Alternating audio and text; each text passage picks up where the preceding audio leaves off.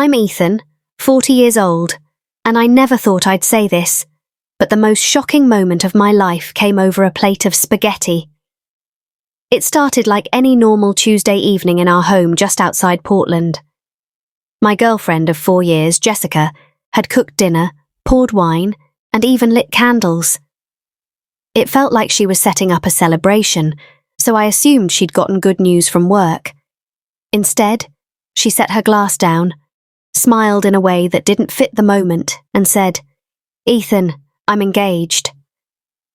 For a few seconds I thought she was joking, until she added, "To someone else. His name's Chris. We've been together for months." I just stared at her, the words refusing to make sense. "Engaged? While living in my house?" I managed to ask. "You're serious?" She nodded proudly, showing off a diamond ring that definitely wasn't from me. "Isn't it amazing? He proposed yesterday. I wanted you to be the first to know." The sheer absurdity of it all made me laugh. "You're engaged to another man while living in my house, and you wanted to share that over pasta?" Jessica frowned, confused by my calm tone. "Well, yeah, I thought we could be mature about it. I can stay here a month or two while Chris and I find a place." That was when reality clicked. The woman sitting across from me thought she could announce her engagement to another man, keep living under my roof, and I'd help her pack for her new future. I took a long sip of wine, looked her dead in the eyes, and said, "Congratulations to you both. You have 2 hours to move out." Her smile disappeared instantly. "You can't be serious. I live here." "No," I said, standing up. "You lived here, past tense."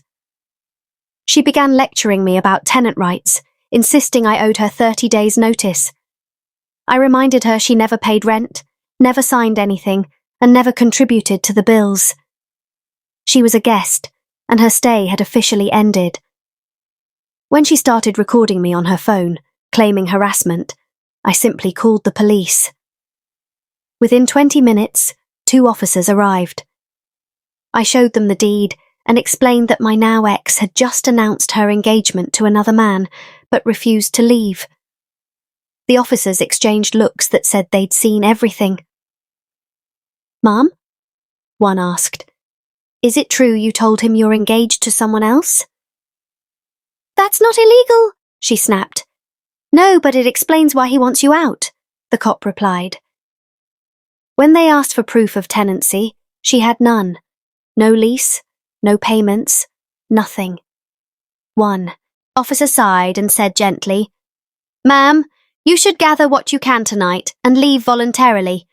Otherwise, this becomes a legal matter." Furious, Jessica stormed into the bedroom, calling her new fiancé. From her shouting, I gathered he couldn't take her in that night. Apparently, he shared a cramped apartment with 3 roommates. She spent the next hour packing while live streaming her outrage on Instagram, calling me a heartless ex who couldn't handle her happiness. She finally left with 2 suitcases and several trash bags, still filming herself as the officers watched from the porch. Before leaving, they told me to change every lock immediately. By midnight, a locksmith had done exactly that. The next morning, I woke up to dozens of missed calls and texts. Jessica's mother demanded to know why I'd thrown her daughter out. I asked if Jessica had mentioned being engaged to another man. After a long pause, her mother said she hadn't and hung up. A few hours later, there was knocking at my door.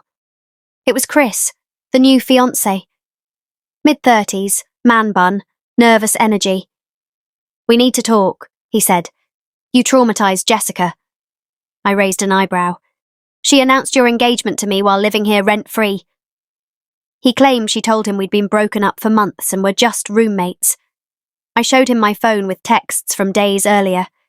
Jessica saying she loved me, asking me to plan a weekend trip, and requesting money for her student loan payment. He read silently, then muttered something, and left. I figured that was the end of it. I was wrong.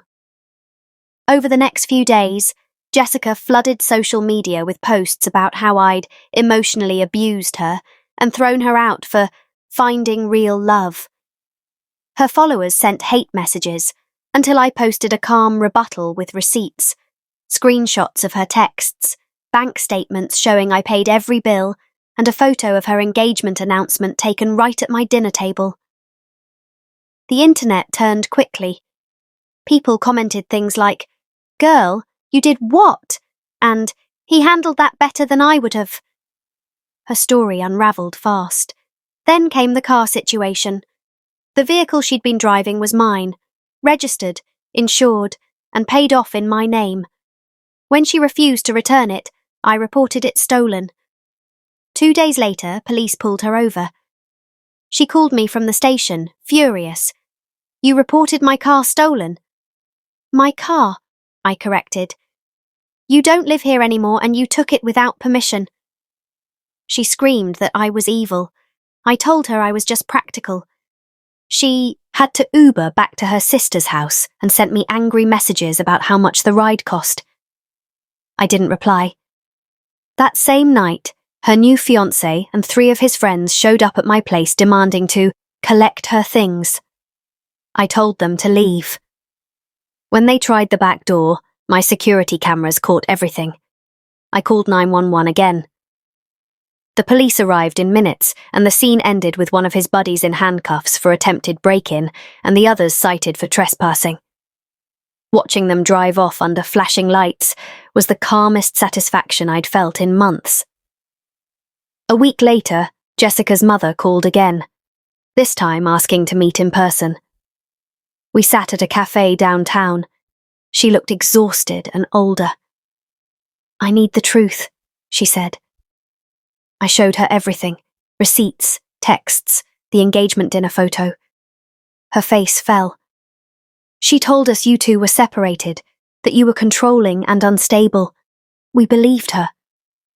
She reached into her purse, slid an envelope toward me, and said, "This is $5,000. It's from me and her father. We can't fix what she did, but we can take responsibility for how we raised her." I tried to refuse, but she insisted. That moment told me karma was already working. A few weeks later, Jessica's sister Melissa reached out. She was letting Jessica stay temporarily, but was already regretting it. "She won't work, won't clean, just sits on her phone all day," Melissa said. "How did you deal with it for so long?" I told her, "Love makes you blind, but the moment you see clearly, you stop tolerating the chaos." 2 weeks later, Melissa called again, saying Jessica refused to move out. Meanwhile, Chris had dumped her after realizing she expected him to fund her entire lifestyle. Turns out his fancy marketing job was part-time at his dad's small company, and he couldn't afford her demands. Jessica responded by threatening to sue both of us for emotional distress and illegal eviction. My lawyer laughed when he saw the papers, mostly rambling nonsense about love discrimination. He filed a countersuit for back rent.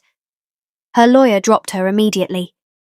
When she tried representing herself, the judge dismissed it within minutes. The best part? The documents she filed made her new address public, Chris's apartment. Not long after, Chris called me in desperation. "Please, you have to help me. She won't leave. She says she'll accuse me of assault if I make her go." I almost felt sorry for him. Almost. "Here's free advice," I said. "Get cameras. Record everything. When she threatens you, call the police. First one to call. Usually wins." He sighed, said he was an idiot, and hung up. A month later, I learned Jessica had moved back with her parents. She was working part-time at a clothing store and posting online about healing from narcissistic abuse. I didn't comment, didn't care. My house was quiet again. My bills were lower, my stress gone. I started dating someone new. Olivia, 36, independent, owns her own house, splits every check. The normalcy feels almost foreign after years of chaos. A few weeks ago, I ran into one of Chris's old roommates at a bar. He told me the final chapter. Apparently, Jessica had convinced Chris to propose by claiming she was pregnant while still living with me. When he realised she'd lied about the pregnancy, he tried to leave, but she threatened to ruin him. His roommates secretly installed cameras in the shared living areas and caught her bragging on video about how easy men were to manipulate. They gave the footage to police, who escorted her out for harassment. Common areas don't count as private space, so she couldn't even claim illegal recording. Hearing that, I realised karma doesn't always strike fast, but when it does, it hits with precision. Looking back, all the signs were there. She hadn't held a steady job in years, always had an excuse, always had a crisis that required me to pay for something. She loved attention, not partnership. Her engagement announcement wasn't just betrayal, it was liberation disguised as humiliation. If she'd played it smarter, she might have kept draining me for years. But arrogance made her sloppy, and that dinner ended everything neatly. These days, I wake up grateful. My home feels lighter, quieter. I don't need revenge. Peace itself is the sweetest payback. Jessica can keep chasing her true love narratives. I'm living mine, stable, self-made, and finally drama-free. If you were in my position, what would you have done that night?